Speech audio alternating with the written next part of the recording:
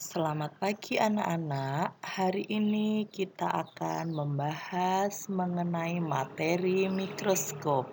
Nah, sebelum kita bahas materi ini, perkenalkan terlebih dahulu, saya Diah Hoirun Afifah dari PKBM Homeschooling Primagama Malang.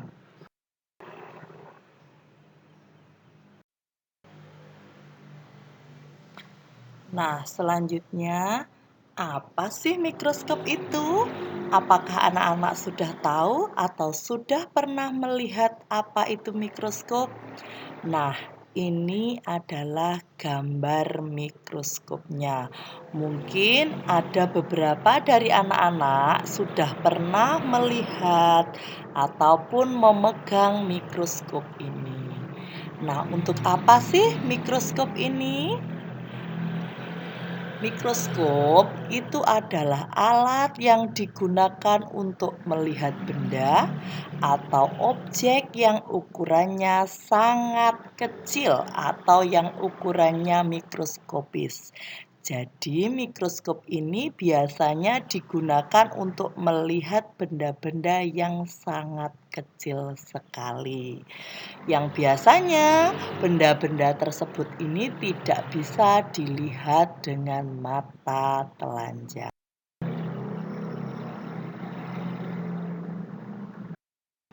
Nah, berikut ini Budia akan menampilkan contoh pengamatan yang menggunakan mikroskop. Di sini ada video yang menampilkan pengamatan yang menggunakan mikroskop. Kita lihat bersama-sama yuk.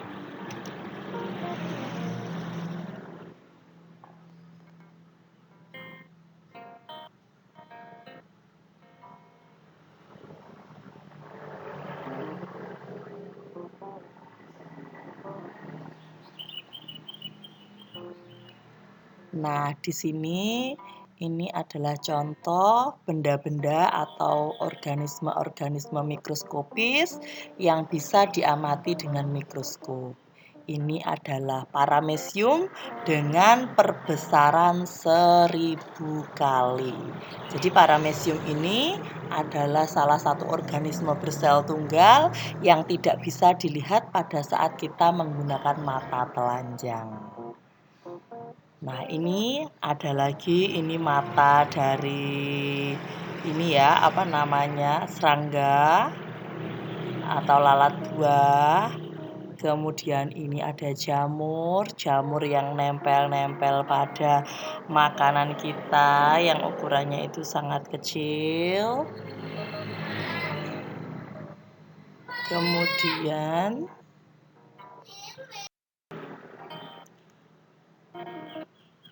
nah, ini adalah contoh dari sel darah merah saat diamati di bawah mikroskop.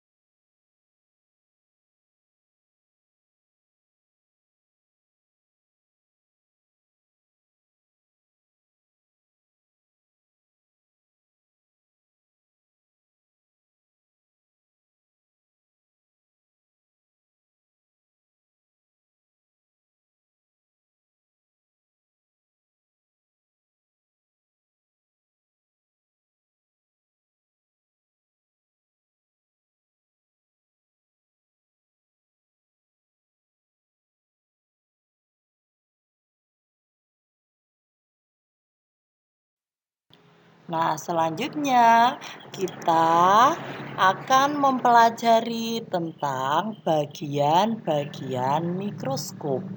Nah, bagian mikroskop itu secara garis besar itu dia dibedakan menjadi dua bagian. Ada bagian optik dan ada bagian mekanik. Apa sih beda dari keduanya? Kalau bagian optik dari mikroskop itu adalah bagian yang terdiri atas lensa dan cermin. Jadi semua bagian mikroskop yang terdiri atas lensa dan cermin itu termasuk ke bagian optiknya. Kemudian ada mikroskop yang bagian mekanik. Kalau yang bagian mekanik itu apa? Bagian mikroskop yang mekanik itu adalah bagian mikroskop selain lensa dan cermin.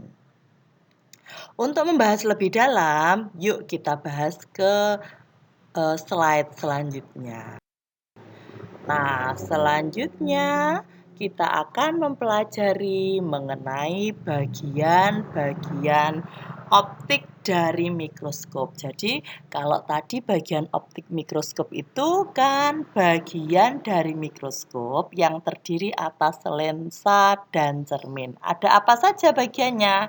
Yang pertama, di sini ini ada yang dinamakan dengan lensa okuler.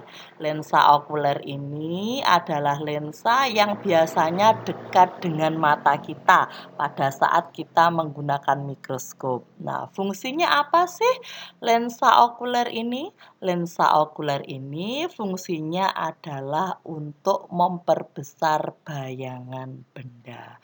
Ini adalah bagian optik mikroskop yang pertama.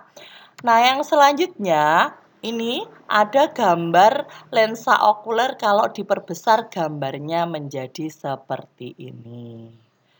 Bagian yang kedua dari bagian optik mikroskop itu ada lensa objektif, yaitu lensa yang letaknya di sini. Lensa objektif ini adalah lensa yang letaknya dekat dengan objek yang diamati. Nah, fungsinya apa? Fungsinya adalah untuk memperbesar bayangan benda. Nah, di sini bisa dilihat lebih dekat lagi, perbesaran dari lensa objektif itu bermacam-macam. Mulai dari 4 kali, 10 kali, 40 kali, dan nanti bahkan ada yang 100 kali dari besar objek yang sebenarnya. Nah, bagian yang ketiga dari bagian optik mikroskop itu ada diafragma. Diafragma ini adalah bagian dari mikroskop yang letaknya di bawah meja benda dan dia itu fungsinya adalah untuk mengatur jumlah cahaya yang masuk ke lensa objektif. Diafragma ini bisa dibuka dan ditutup sesuai dengan kebutuhan cahaya yang kita inginkan. Jadi kalau cahayanya terlalu terang, kita bisa sedikit menutup diafragmanya. Kalau cahayanya kurang terang, kita bisa membuka diafragmanya sesuai dengan kebutuhan. Ini adalah gambar dari diafragma yang sedang dibuka dan ditutup. Selanjutnya bagian yang keempat dari bagian optik mikroskop itu adalah cermin. Cermin ini biasanya letaknya ada di bawah sini. Nah, cermin ini fungsinya adalah mengarahkan cahaya pada objek yang diamati. Jadi nanti objek yang akan kita amati itu untuk memperoleh cahaya yang tepat itu biasanya diarahkan oleh cermin yang ada di bagian bawah. Ini adalah bagian-bagian optik dari mikroskop.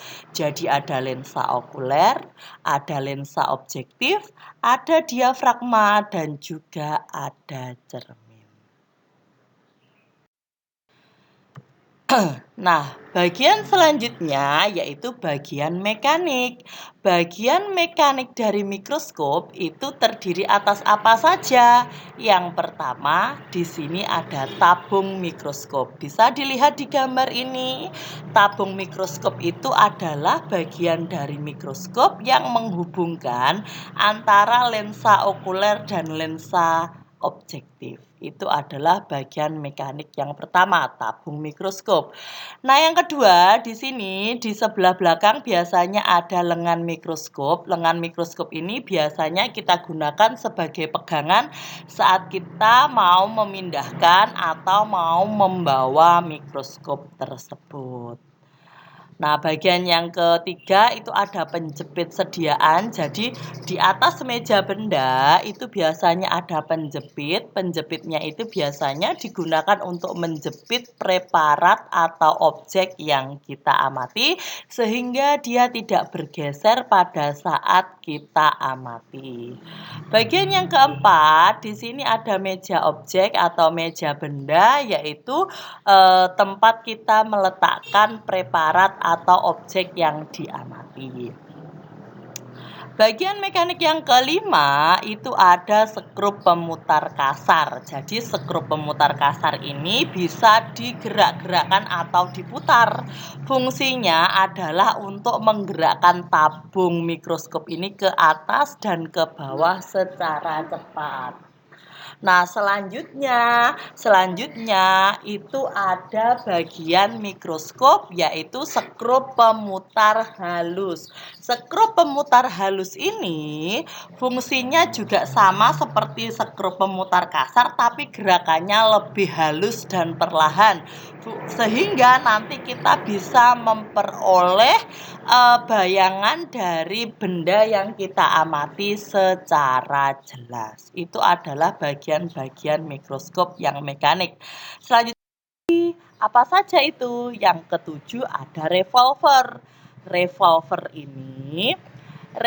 ini adalah bagian dari mikroskop yang mekanik yang fungsinya itu adalah untuk menempatkan lensa objektif sesuai perbesaran yang kita inginkan. Pada saat kita mau menginginkan perbesaran 4 kali, misalnya kita putar revolvernya ke bagian lensa objektif ke perbesaran 4 kali sampai terdengar bunyi klik seperti itu.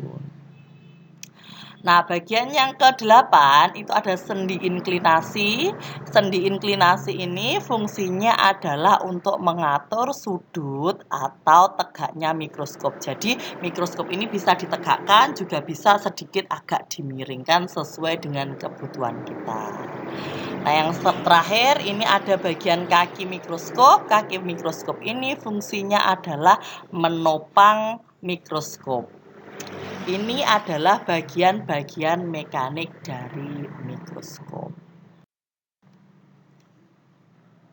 Nah, selanjutnya adalah cara menggunakan mikroskop. Bagaimana sih cara kita menggunakan mikroskop?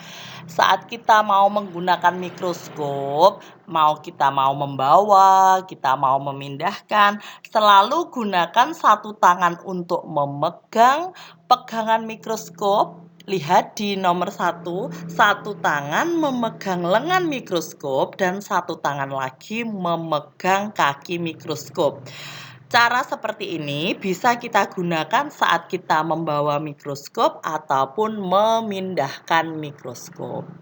Nah, yang kedua, silahkan diamati gambar kedua. Yang kedua itu pada saat kita mau menggunakan mikroskop, selalu gunakan perbesaran yang paling lemah terlebih dahulu. Jadi misalkan ada perbesaran 4 kali, 10 kali, 4 kali, selalu letakkan lensa objektif pada perbesaran yang paling lemah. Misalnya 4 kali terlebih dahulu. Setelah itu, lihat di nomor 3, kita lihat bagian lensa okulernya. Lensa okulernya ini kita amati, sudah terang apa belum? Pada saat lensa okuler dan lensa objektif ini sudah sejajar, biasanya akan muncul bidang pandang yang terang. Nah, setelah kita mendapatkan bidang pandang yang sesuai dengan yang kita inginkan, kita bisa meletakkan preparat yang akan kita amati di meja benda. Di meja benda tersebut kita letakkan preparat yang akan kita gunakan, kemudian jepit preparat tersebut sehingga tidak bergeser pada saat digunakan. Setelah itu, setelah preparatnya terpasang dengan baik, kita bisa mulai mengamatinya. Kita bisa melihat atau mendekatkan mata kita dengan lensa okuler, kemudian mengamatinya.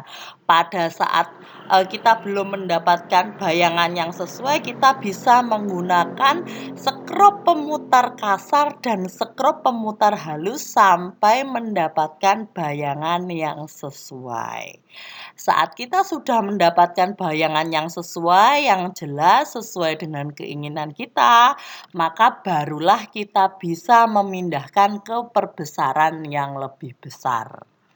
Nah, nanti kalau sudah kita amati, mendapatkan bayangan yang sesuai dengan keinginan kita, barulah kita bisa menggambar hasilnya di lembar kerja yang sudah disediakan.